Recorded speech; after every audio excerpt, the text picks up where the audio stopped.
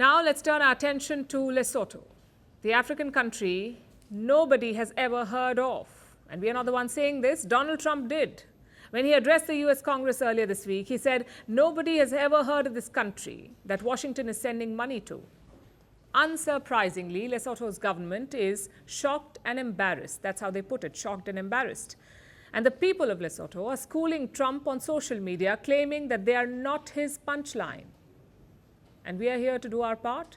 Our next report tells Donald Trump and the world things about Lesotho you should have heard of. When Donald Trump addressed the US Congress with his 1 hour and 40-minute long monologue, replete with familiar exaggerations, a lot of points stood out. But one offhanded comment particularly hit a nerve. Just listen to some of the appalling waste we have already identified. $8 million to promote LGBTQI+ in the African nation of Lesotho, which nobody has ever heard of. Lesotho, which nobody has ever heard of.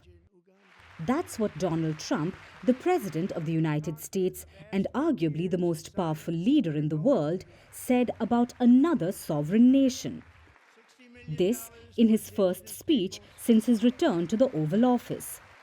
This cheeky remark came as he listed the cuts made to so-called wasteful expenditure. Ending the flagrant waste of taxpayer dollars.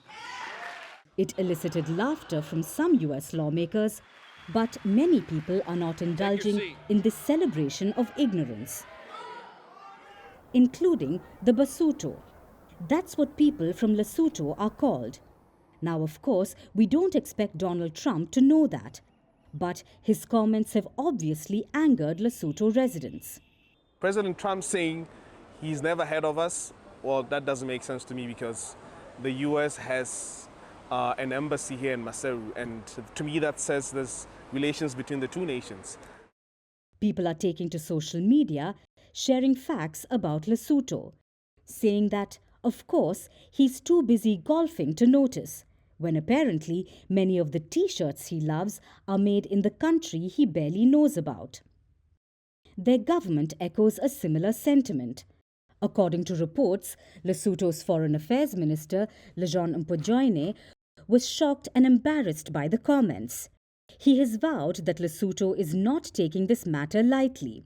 The country will also send an official protest letter to Washington and would be happy to invite the president as well as the rest of the world to come to Lesotho. But let's start small. Here are some things Donald Trump and the world should know about the country. Let's start with a quick geography lesson. Lesotho is a small mountainous country in southern Africa. It's completely surrounded by South Africa. Not much of its land is available for farming. So its 2.3 million people are vulnerable to food shortages. Lesotho is a $2.1 billion economy and its people often rely on jobs in South Africa. Despite its small size of only 30,000 square kilometers, Lesotho is home to fascinating wonders. And we're not just talking about one of the world's largest dinosaur footprints here. Lesotho is called the Kingdom in the Sky. It is mostly made up of highlands.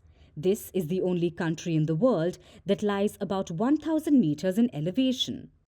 Its lowest point is at 1,400 meters, and it's home to one of the scariest airstrips to land on, which has a short runway of 400 meters at a height of about 2,300 meters. Now, resources may be scarce in the country due to its harsh environment.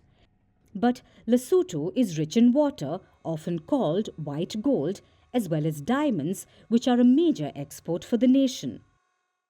What Donald Trump should also know is this.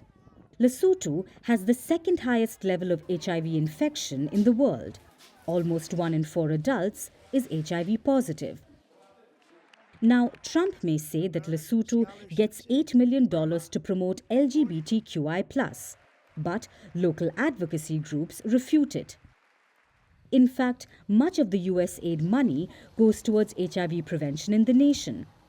Slashing it has sparked fears of the disease's resurgence. While Trump may not care about Lesotho, two people certainly do.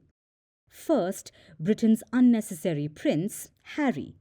Like the UK, Lesotho is a constitutional monarchy. Harry is close friends with the brother of their current king and visits the country often. Another person who can definitely point Lesotho on the map is President Xi Jinping. Because China, Washington's main rival for influence in Africa, has built much of the country's infrastructure.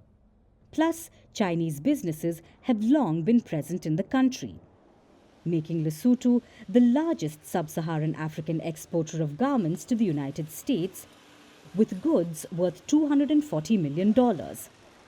That sounds like something the President of the US should know about. According to him, Lesotho may be the country that nobody has ever heard of. But thanks to him, everyone is talking about it now.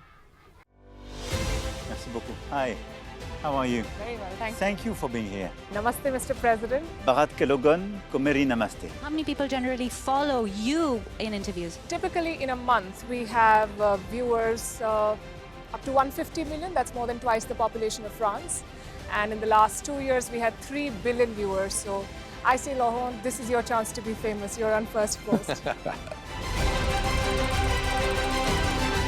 One word to describe your equation with Prime Minister Modi. Amitié. As India and France work together, are you creating a new era of non-alignment in the technology space? India is a training superpower. 1 million engineers a year, more than all of Europe and the US combined. So we have that partnership. We have a partnership on the environment and the economy. We also have civilian nuclear programs, and that is something we've developed far beyond the France-India relationship. So we want to work together on AI.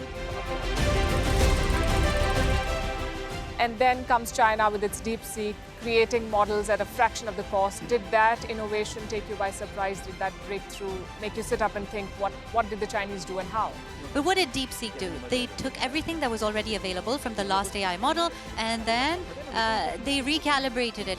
So are you going to ban Chinese AI in France? So we don't have this American approach of banning tech because of where it comes from.